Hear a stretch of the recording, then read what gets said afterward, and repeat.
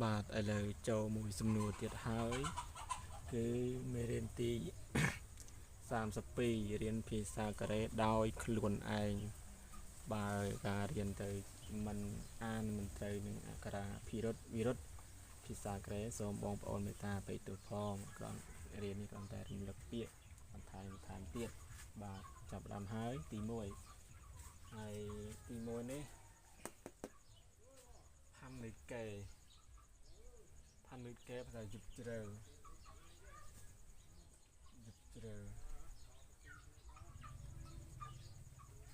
ជ្រៅហាំងកេភូរីណាដាបៃតាភ្លើងឆេះភូរី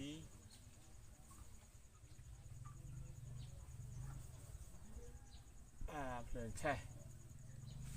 ភូរីណាដាភ្លើងឆេះអ៊ូសនបៃតាមុនដំបងមុនដំបងមុនដំបងអ៊ូសនមុនដំបងស៊ីងកូហាដាគេថារាយការស៊ីងកូហាដារាយការ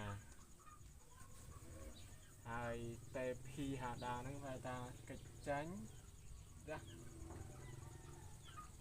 បាទ7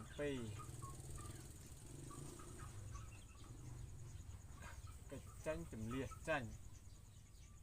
ហើយកិច្ចចាញ់ជំនះ